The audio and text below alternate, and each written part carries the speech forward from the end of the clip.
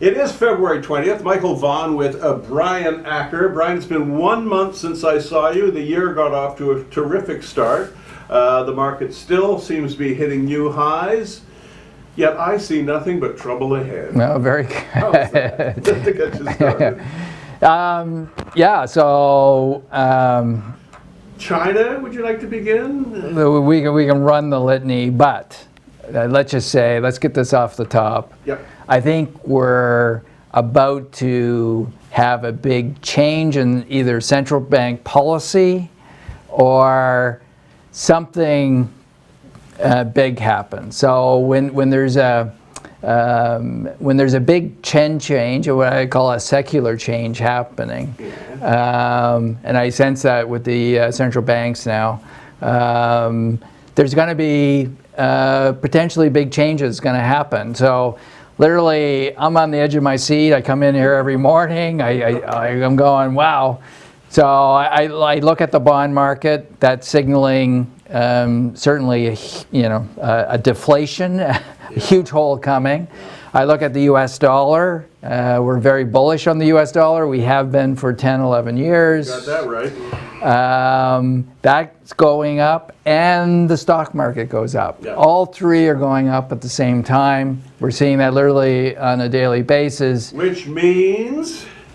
That means we're going to have, that is deflationary. Yeah. That is the 1930s. So the central banks basically have been trying to do QE. They've been trying everything. But at the end, I think we can just look at Japan. This is exactly their playbook, and Japan hasn't gotten out of their mess either. So I think what's taken place is there's been a wholesale sweeping out of the central bankers. Mark Carney is gone. Yes. Mario Draghi is gone. Ben Bernanke, Janet Yellen gone. So I think there's a new form of central banker They take their orders from Trump, apparently. Well, I think the central banks need to do something different than what they're doing. It's not working, and the bond market is flashing danger. Yeah. The equity market, not so much, because let's get back to China. There's zero economic activity happening in China as we speak. Yeah. That's been going on for, let's say, over a month or more. So what will happen when, and I think it's kind of official now, anyone under the age of 65, they have drugs now, basically, the whatever drugs that we've already invented, we can cure COVID-19. Over 65, there's still some problems, but under 65, you're okay. I think that's where we are in the world. But Well, the fatal rate is about 2%, though. So, And influenza is 1%, so. what will happen is China's going to do one of the most massive stimulus packages known to man to get this whole thing started again. And I think it's the central banks of the world are going to have to do something different than what they've been doing over the last 10 years. And I think we're on the precipice of that. So the market is sensing that, the equity market. This is something different. I mean, they run the printing presses and build bridges, highways.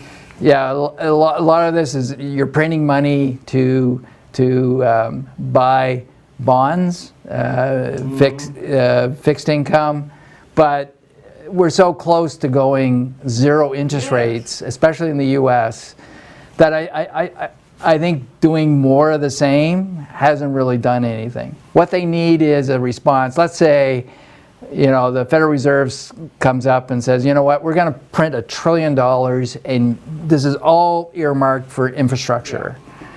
I think the market goes up on that. And so again, trying to predict what central banks are going to do is an issue, because they tend not to go along with what they think they should do. It's all political in there as well.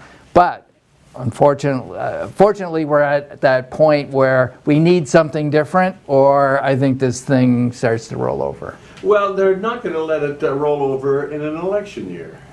We got an election year. We've got, I mean, again, we can list all the problems, China being one, but at the end of the day, whatever we've done is not working. And if we want to end up like Japan, we just keep on doing more of the same. Yeah. So that's kind of where we are.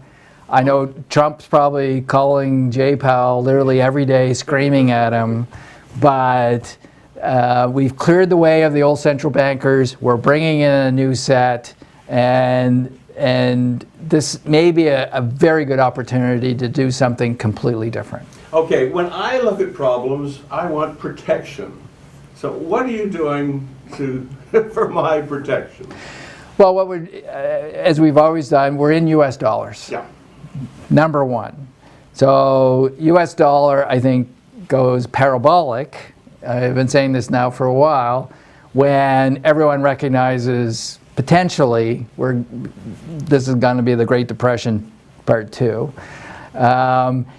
You looked at your fixed income. You've got nice short fixed income. You know, the farthest we go is maybe 3, maybe 4 years. So again, we're protecting you. If there's any interest rate risk, let's say the Fed comes out and we're going to go out and pave every street in America, 13 times over. Well, again, that's hugely inflationary. I think bond yields go up, so you're going to have massive losses in fixed income. Yeah. So we got you protected there. And the equity thing, we have a smattering. We can't do this, we can't go full value because value has not won as a strategy for the last 11 years. But we have pockets. So just as Microsoft and Apple have up over 500%, that we've made a lot of money on the funds, we want deep cyclicals too.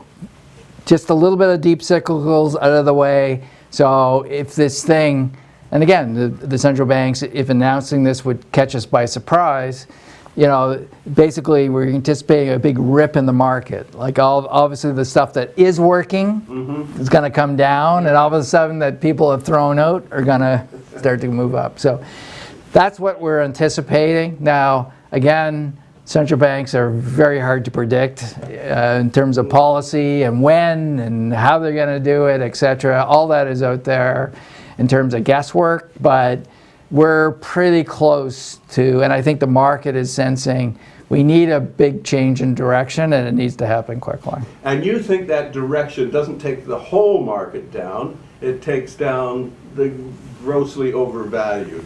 Right. So if we normalize interest rates tomorrow, what happens? Well, guess what? All those stocks that, especially in the tech thing, that have all the big earnings, well, guess what? Yeah. If you normalize the interest rate, those valuations come down because they're very, very stretched. If you normalize interest rates, I think the deep cyclicals go ballistic.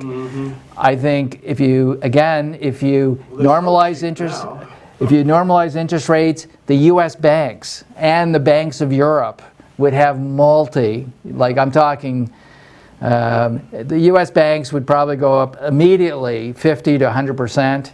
Europe, I could say all those banks would go up 500-600%. So, but will they do it? Will the central banks do it? Will they break the glass? Because this is an emergency situation. So we'll see. And so when I come in every morning, I look at that 10-year U.S. Treasury. This morning we're at 1.54. If we break 1.50, I think this bond market in terms of yields gaps down considerably. And has it ever been that low? It's never been that low. Corporate yields have never been this low in the history of the world. So we're making history, folks, and it's fun to watch. This is history in the making, but I'll tell you, some big moves are coming, and hopefully we're anticipating that. So we'll see. So. History in the making with Brian Acker. Brian, it's always fascinating to talk to you. See you in 30 days. Michael, always a pleasure. Thank you very much.